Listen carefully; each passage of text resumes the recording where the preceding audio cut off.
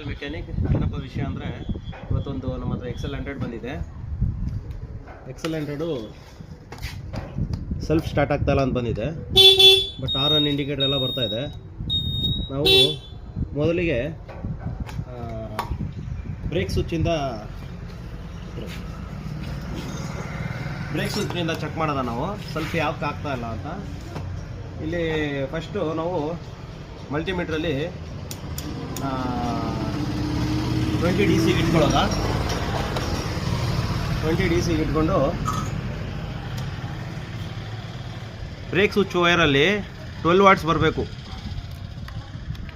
Break switch ವೈರಲ್ಲಿ 12 watts. ಒಂದು orange colour ಇಲ್ಲಿ ಆರೆಂಜ್ ಕಲರ್ಗೆ ಒಂದು ರೆಡ್ ಪ್ರೋಬ್ ಇಟ್ಕೊಳ್ಳಿ.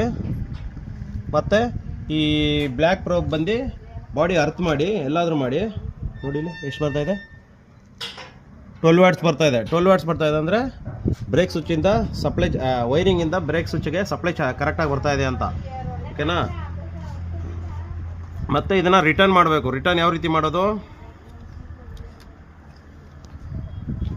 ರಿಟರ್ನ್ ಬಂದು ವೈಟ್ ಆ್ಯಂಡ್ ಬ್ಲೂ ಬರುತ್ತೆ.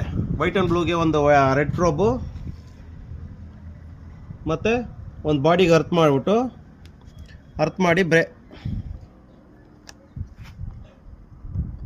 ಬಾಡಿಗೆ ಅರ್ತ್ ಮಾಡಿದ್ರೆ ನಿಮಗೆ ರಿಟರ್ನು 12 ವಾಟ್ಸೇ ಬರಬೇಕು. ಓಕೆನಾ. 12 ವಾಟ್ಸ್ ಬಂತು ಅಂದರೆ ಬ್ರೇಕ್ ಸ್ವಿಚ್ ಚೆನ್ನಾಗಿದೆ.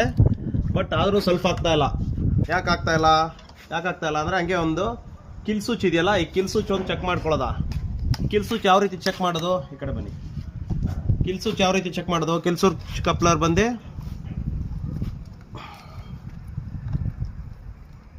ಇದು ಕಿಲ್ ಸ್ವಿಚ್ ಕಪ್ಲರು. ಫಸ್ಟು ನಾವು ಕಿಲ್ ಸ್ವಿಚ್ ಚೆಕ್ ಮಾಡ್ಕೊಳ್ಳೋದ. ಕಿಲ್ ಸ್ವಿಚ್ಗೆ ಯಾವ್ದು ಬರುತ್ತೆ?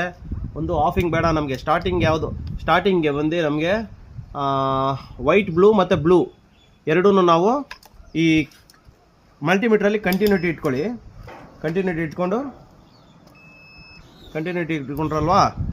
ಈಗ ಕಿಲ್ ಸ್ವಿಚ್ಚಲ್ಲಿ ಬ್ಲೂಗೆ ಒಂದು ಯಾವ್ದಾದ್ರು ಇಟ್ಕೊಳ್ಳಿ, ಬ್ಲ್ಯಾಕ್ ಆಗಲಿ ರೆಡ್ ಆಗಲಿ. ಬ್ಲೂಗೆ ಒಂದು ವಯರು, ವೈಟ್ ಬ್ಲೂಗೊಂದು ಮಲ್ಟಿಮೀಟ್ರ್ ಇದು ಇಟ್ಕೊಂಡು ಇದೆರಡು ಹಂಗೆ ಸ್ವಲ್ಪ ಬಟನ್ ಅದಪ್ಪ, ಬಟನ್ ನಂಬಿಕೆ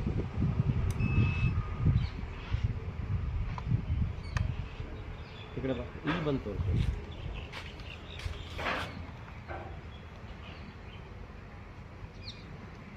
ಸ್ವಲ್ಪ ಮಾಡಿ ಹಂಗೆ.